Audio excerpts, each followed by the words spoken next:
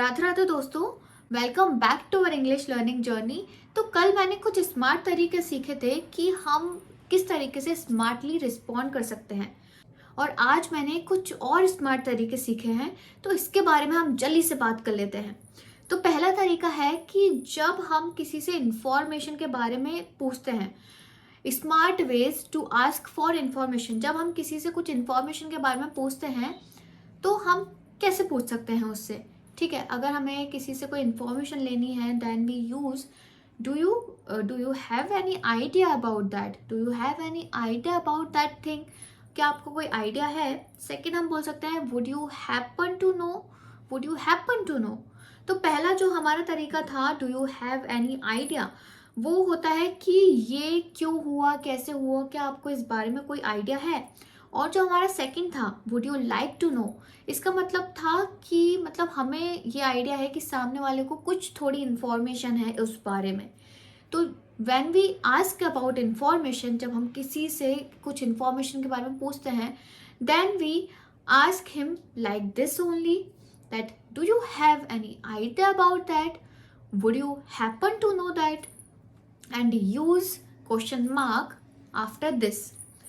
तो ये हो गई हमारी इन्फॉर्मेशन की बात। अब हम कर लेते हैं कि अगर हमें जैसे कोई पूछ रहा है हमसे कि आपको कोई आइडिया है और हमें रिस्पॉन्ड करना है I don't know about that thing, तो हम आई डोंट नो अबाउट का रिस्पॉन्ड किस तरीके से और कर सकते हैं स्मार्ट वे में।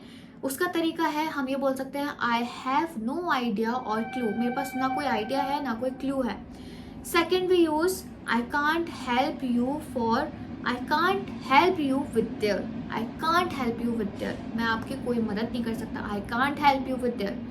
थर्ड है I am not really sure, I am not really sure about that, I hair that news but I am not really sure, मैंने वो बात सुनी थी लेकिन मैं श्योर नहीं हूँ उस बारे में। तो हम इस तरीके से आई डोंट नो का रिस्पॉन्ड कर सकते हैं। अब जो हमारा तीसरा वे है वो क्या है, वे टू डिसएग्री। आप किसी चीज़ से अगर सहमत नहीं है, अगर मैं किसी चीज़ से सहमत नहीं हूँ तो मैं किस तरीके से रिस्पॉन्ड कर सकती हूँ इसका, मैं बोल सकती हूँ I am not sure about that, not necessarily.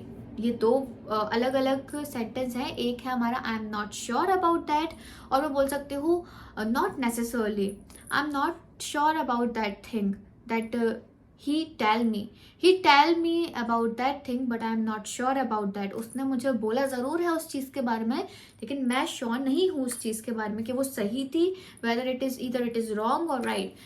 Okay, तो मैं श्योर नहीं हूँ क्या वो सही थी या फिर गलत थी, उसने बस बोला है लेकिन मैं श्योर नहीं हूँ, I am not sure about that. तो इस तरीके से हम डिसएग्रीमेंट अपना जता सकते हैं। अब आ गया ways to respond to a great news.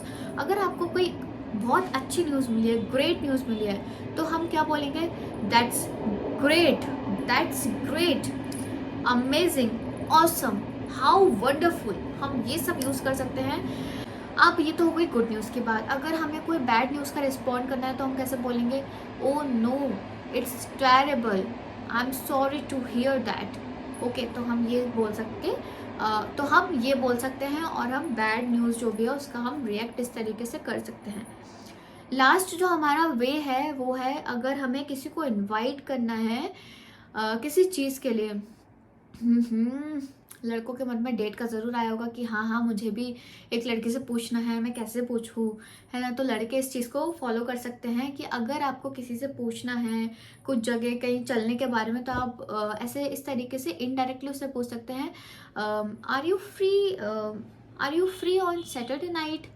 Okay, are you free on Saturday night. या फिर आप ये बोल सकते हैं are you doing anything on Saturday, ठीक है, क्या आप फ्री हैं सैटरडे नाइट को, क्या आप कुछ कर रही हैं सैटरडे नाइट को।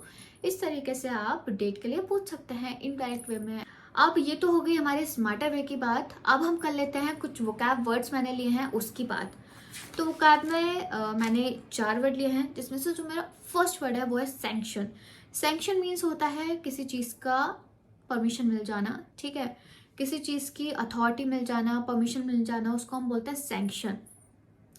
इसको ऐसे याद हम कर सकते हैं कि अगर आपकी गर्लफ्रेंड ने आपको गोवा जाने की परमिशन दे दी आपके फ्रेंड्स के साथ, तो वो क्या हुआ, sanction. Okay, then she gives you sanction to plan a trip with your friends to plan a Goa trip with your friends. तो उसने क्या दे दी, आपको परमिशन दे दी कि आप गोवा जा सकते हैं अपने फ्रेंड्स के साथ। हालांकि ऐसा होगा नहीं, ये कहने वाली बात है, लड़कियां नहीं देंगी आपको परमिशन, स्पेशली आपकी गर्लफ्रेंड नहीं देगी आपको परमिशन कि आप गोवा जाएं, वो भी अपने फ्रेंड्स के साथ। तो तक खुश मत होइए। इसके सिमिलर वर्ड्स हैं consent and confirmation. Consent and confirmation is this synonyms. Second word है लीथल। लीथल मतलब होता है बहुत ज़्यादा जो हानिकारक हो, वेरी डेंजरस, ठीक है, इसको हार्मफुल हम बोल सकते हैं, ठीक है। लीथल हम ड्रग्स के सेंस में यूज़ कर सकते हैं, that consumption of drugs is lethal to your health.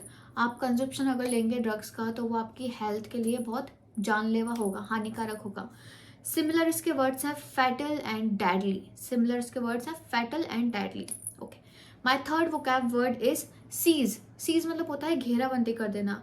अगर कोई ऐसी न्यूज़ मिले कि उस गाड़ी में बॉम्ब रखा है, उस जगह पे बॉम्ब रखा है, देन जल्दी से क्या आएगी, पुलिस आएगी और उस जगह को क्या कर देगी, सीज कर देगी। तो वो क्या होता है, घेराबंदी कर देगी, वो किसी को जाने की वहाँ पे परमिशन नहीं दी जाएगी, तो then police will seize that place, ठीक है। तो इसके सिमिलर वर्ड्स होते हैं ऑब्स्ट्रक्ट एंड रेसिस्ट, ठीक है।